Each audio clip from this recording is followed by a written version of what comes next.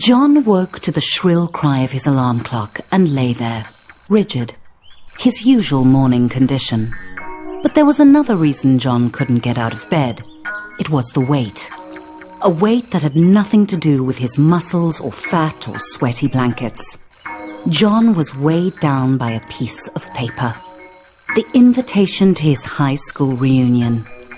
From across the years, the words he'd heard in the schoolyard were still clear. You're a loser.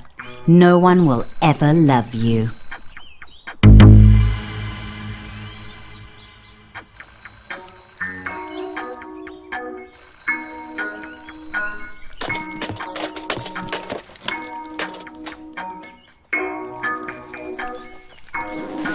John threw on an outfit.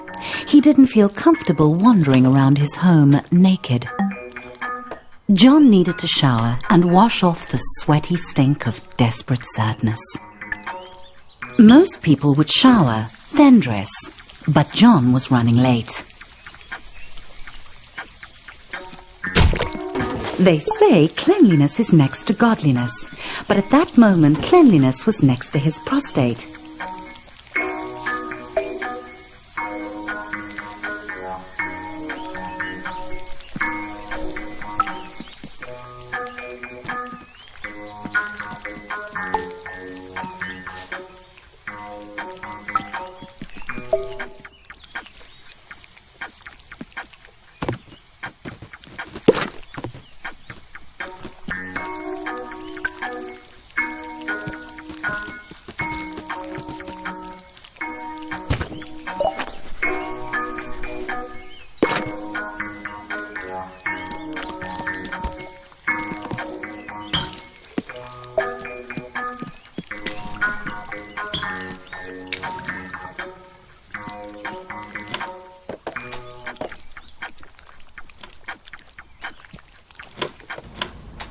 John had 3 months until the reunion to turn his life around. First, he needed to clean up.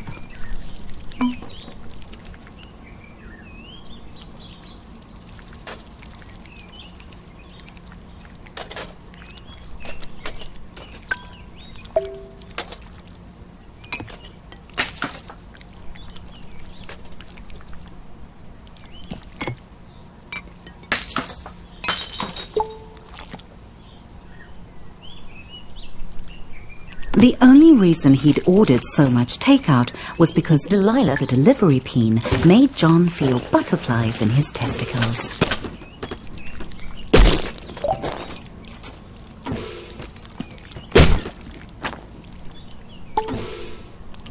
John suddenly realized the time.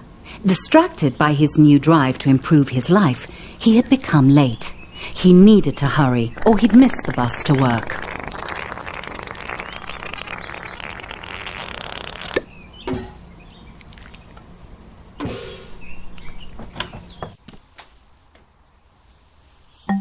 John had left his apartment late, but if he caught the express bus, he might make it to work on time. John didn't really like his job, but it had 2 qualities in its favor. 1, he could pay his rent, and 2, Barbara. Currently John's top candidate for his reunion date. John noticed a moderately attractive peen waiting at the stop. He tried to start a conversation and did not get the reaction he'd hoped for. It was probably because he was a minimum wage peen. She could probably sense it.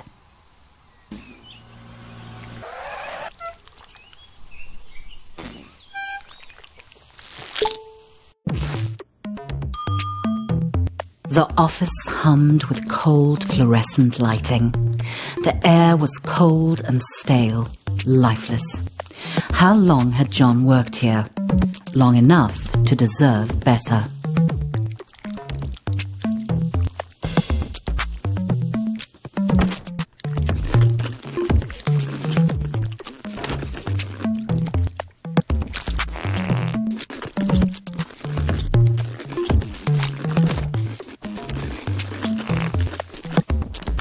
John was late, but he felt daring. He could sneak into the office through the archives, or he could stroll through the front entrance with enough confidence to bluff his boss. Predictably, he chose the direct route. John was nearly trampled by the morning coffee rush. Everyone else was hard at work, grinding away. John might actually get away with this.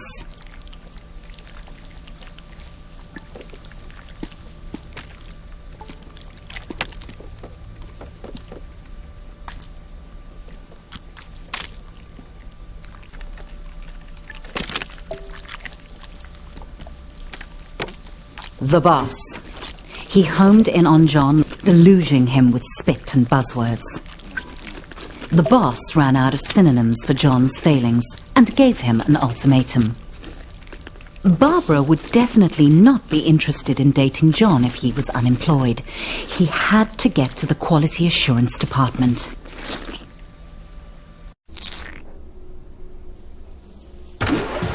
There might be a faulty dildo just waiting to cost the company millions in lawsuits. John would have to test them all. Every atom of John's rectum began to vibrate with the frequencies of pure pleasure. His orifice was a paradise. This vibrator would end all wars. It was good.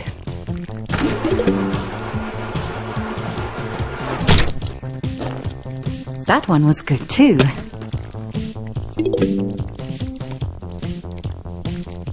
The Prostate Pounder X900 series, the most advanced vibrator on the market.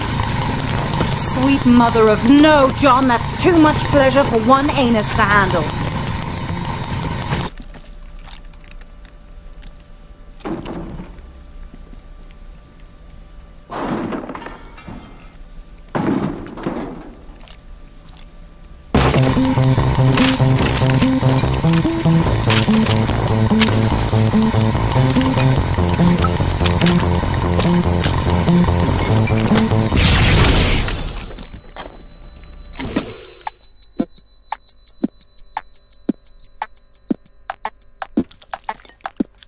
John's butt hurt, but his heart was proud. If that vibe had gotten out into the world, it could have injured a customer as badly as it had ravaged his anus.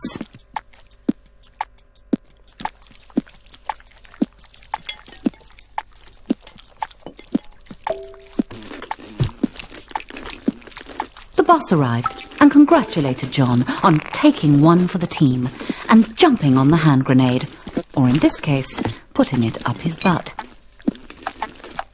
John was having trouble following the conversation because he was quite high on suppository painkillers. And then the boss said it. Promotion. Finally, the company was recognizing John's hard work and ignoring his minor faults like lack of talent, constant lateness, and flatulence. John's new office smelt like polished wood and success. John's success. Sam dropped by. He'd heard John had been hurt. John said he was fine. He wasn't a softie to complain about a mildly ruptured rectum. Besides, he had a promotion to celebrate. John had met Sam in college during a sports ball game. He'd given him some stiff competition. Not stiff enough. They'd started at Flesh Corp product testing together. Nothing builds a friendship like a long day of dildo mounting. Yes, John had known Sam for a while. But John couldn't hang out with Sam. He had a reunion to prepare for. He was going out with Barbara tonight. He just had to ask her. Everyone was quiet, listening to the presentation. A good moment for John to